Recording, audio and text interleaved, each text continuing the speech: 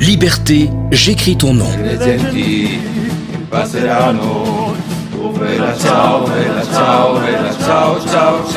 Un rendez-vous au cœur duquel les hommes avec un grand H entretiennent la résistance pour préserver leur liberté fondamentale de mouvement et de pensée.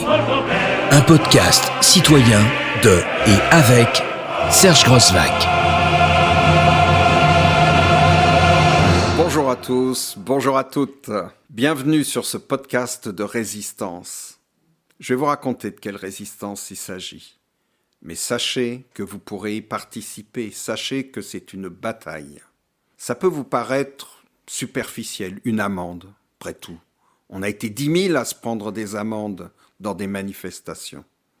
Oui, mais nous avons décidé de résister. Nous avons décidé de dire non. Mais tout d'abord, je vous raconte ce qui s'est passé. Il y a une interdiction de manifester sur les Champs-Élysées. C'est inadmissible. Interdiction de manifester. Et avec deux copains, trois copains, on se dit, nous, on va montrer nos idées parce qu'on ne peut pas tolérer une telle atteinte aux libertés. On y va, je gonfle un ballon de baudruche jaune. Vous entendez bien ? Je gonfle un ballon de baudruche jaune. Et voilà la gendarmerie. Et voilà la police. Et voilà jusqu'au poste. Et voilà l'amende. C'est une première atteinte aux libertés. Une première. Avec le nassage, on se retrouve une vingtaine entourés de gendarmes, harnachés et verbalisés. Et dans la vingtaine, il y a 2 journalistes. Il y a une dame âgée qui cherchait son mari. Voilà, ils ont pris tout le monde, tous les gens qui étaient autour. Et ils verbalisent. Il y a de l'énervement. Mais on résiste. Et je suis content parce que plusieurs autour de moi refusent, crient, protestent. Mais ça ne suffit pas. Il y a la verbalisation. On refuse. Mesurez ce que c'est. Voilà, c'est une amende de 125 €. La refuser, aller en justice, c'est s'engager à des frais supérieurs à 125 €. Et c'est comme ça qu'ils nous tiennent à la gorge. Parce que demander justice coûte cher. Et donc les contraventions restent. Mais nous, on est en groupe. Nous, on est un groupe gilet jaune. Et donc on relève le défi. On collecte entre nous. Nous ne céderons pas. Un petit mot, l'avocat Ari Halimi est le président de la Ligue des droits de l'homme. Mais la bataille, c'est pas seulement devant le tribunal.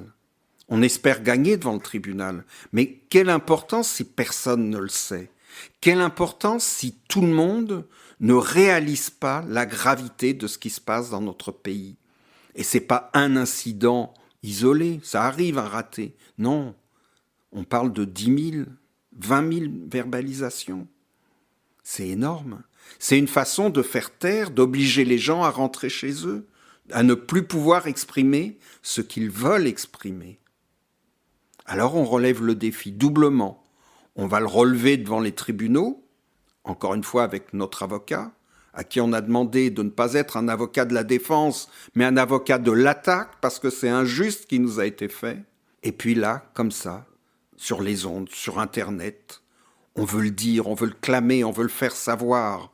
On veut que la défaite de ceux qui s'attaquent comme ça à nos libertés soit médiatique, soit généralisée, que tout le monde en prenne conscience et qu'il y ait un énorme stop qui monte dans notre pays. Il n'est plus acceptable, il n'est plus tolérable qu'un pouvoir se comporte de la sorte dans notre pays. Après tout, on a une sacrée histoire en France. On ne fait que la poursuivre. Cette bataille, nous la menons pour tous ceux qui ont été verbalisés. Et nous vaincrons.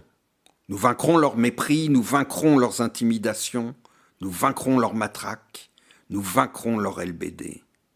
Yek. Au prochain rendez-vous. Liberté, j'écris ton nom s'achève. Mais ne cessez pas de réfléchir au nom de la résistance pour que chacun puisse tout simplement vivre en toute liberté, en toute égalité, sans négliger la fraternité universelle.